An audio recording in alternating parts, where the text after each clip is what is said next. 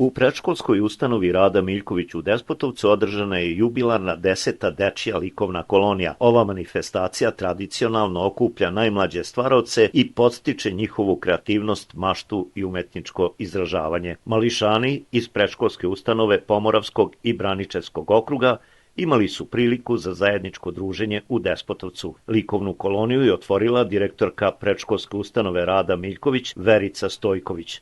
Među prisutnima bili su i predstavnici lokalne samouprave, zamenik predsednika opštine Nemanja Radovanović i šef kabineta predsednika Goran Milojković. Direktor sreda nas ovde u dvorište predškolske ustanove. Vidimo puno dečice, vidimo puno vaspitača, vidimo neko ali čujemo nešto o ovom današnjim dešavanju. Pa pre svega dobar dan vama i vašim gledalcima, svim građanima opštine Despotovac. Mi smo danas se okupili ovde u organizaciji likovne 10. jubilarne likovne kolonije, tako da možda će iz ove likovne kolonije ili neke naredne kolonije da se izrodi neki novi umetnik na, prvo da kažem, na srpskom nivou, a i šire. Inače, učesnici ove likovne kolonije su naša deca predškolci iz celodnevnog boravka i iz Resavice, a imamo i predstavnike iz Braničevskog okruga, tu je Golubac, tu je Veliko Gradište, tu je malo Crniće, tu je Petrovac na Mlavi, tu je Svilajnac, tu je Jagodina, tu je Ćuprija. Ako neko sam ispustila, neka mi oprosti. Inače, ova likovna kolonija traje, rekla sam već, 10 godina. U početku smo krenuli stidljivim koracima. Bilo je tu Jagodina i naše grupe prvo, pa smo se postepeno šili, tako da likovna kolonija u svojoj prvoj deceniji je dostigla i ovaj nivo da imamo više od 10 deteta na likovnoj koloniji. Deca će da dobiju zahvalnice na kraju i da obiđemo naš poznati manastir. Nas je tu nešto, to je nešto ukratko što se tiče agende današnjeg dana. Jerice, vama je ovo drugi mandat kao direktora, ali budući da vam polako isključe, mislim da dolazi vreme za penziju, vi ste jedan od najstarijih vaspitača ovde, pa evo da želim da iskoristimo da čujemo malo nešto od istorije, da kažem, vaše karijere, a i same ustanove, budući da ste ovde već više od 30 godina, tako?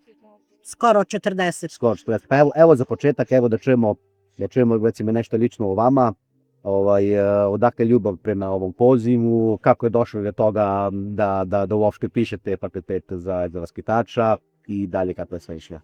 Ovako, ja sam ovde od 1. oktobra daleke 87. godine.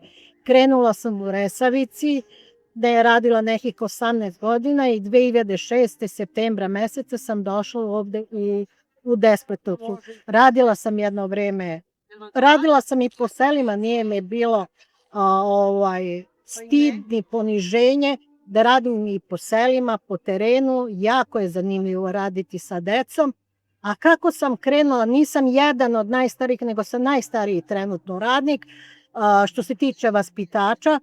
A kako sam krenula? Pa još od deteta, još dok sam išla u školu, ja sam prvo zavoljela svoju učiteljicu i želela da krenem njenim stopama, a pošto je u Kruševcu već postojala pedagoška akademija za vaspitače i učitelje, ja sam ipak krenula tim putem da budem vaspitač, pošto od malih nogu volim da se igram, da stvaram sa decom. Tako da sam daleke 81. upisala tadašnja pedagoška akademija koja je kasnije prerasla u fakultet. Za vreme 2 mandata uradila sam, ja mislim, prilično zajedno sa lokalnom samoupravom normalno, dosta toga. Obnovili smo stari deo vrtića, od stolarije preko podova do kupatila. Obnovili smo Resavicu celokupnu sa fasadom, sa stolarijom, sa podovima, sa kupateljima. Sa Đokovićem fondacijom smo obnovili Popović do te mere da su ostali samo Goli zidovi, sve su ostale. Normalno, opet ponavljam, sve u saradnji sa lokalnom samoupravom. Dobili smo istu pomoć lokalne samouprave, kuhinju potpuno opremljeno, da možemo sve da deci ponudimo i spremimo i večeraj, da nam deca žive u što i rade, stvaraju u što lepšim uslovima.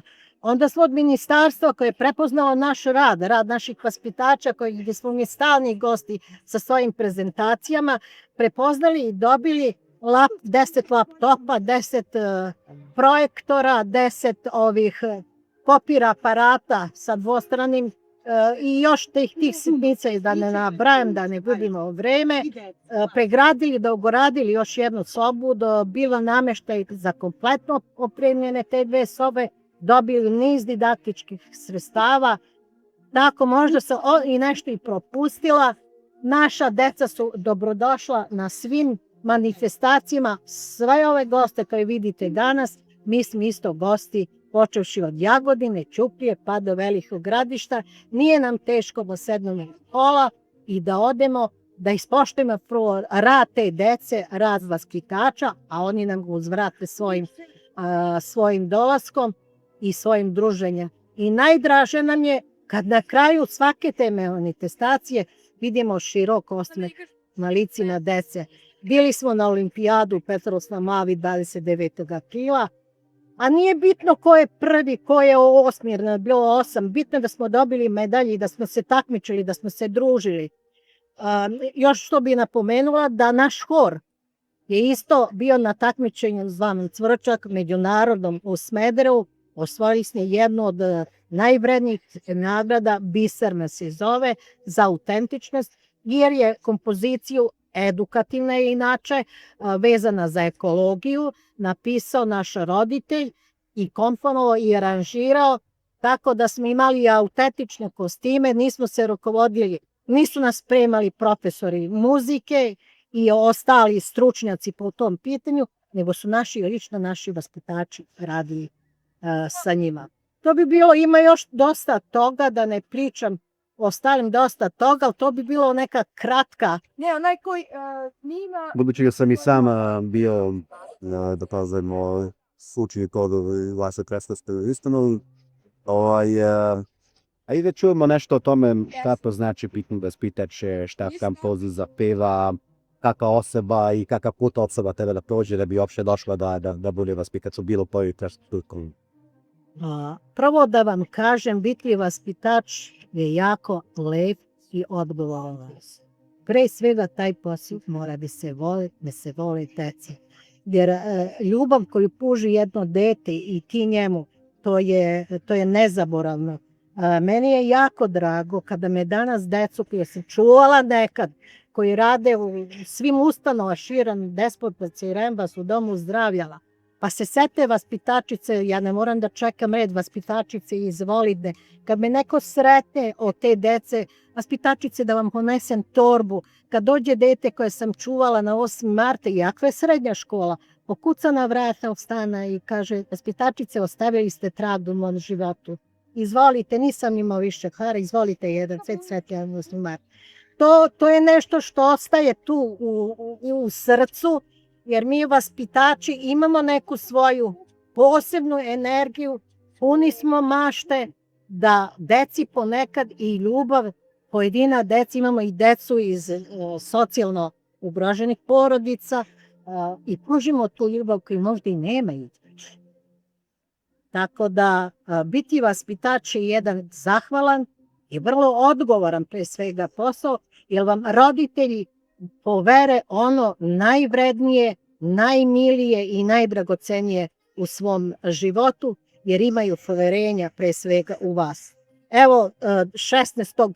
smo zakazali jedan izlet, nije daleko, u Prirodnjački centar, ali bitno je da te deca steknu naviku, da uđu u autobus, da izađu u autobus, kako da se prenašaju, a roditelji su nam ukazali poverenje da idemo zajedno sa decom bez njih.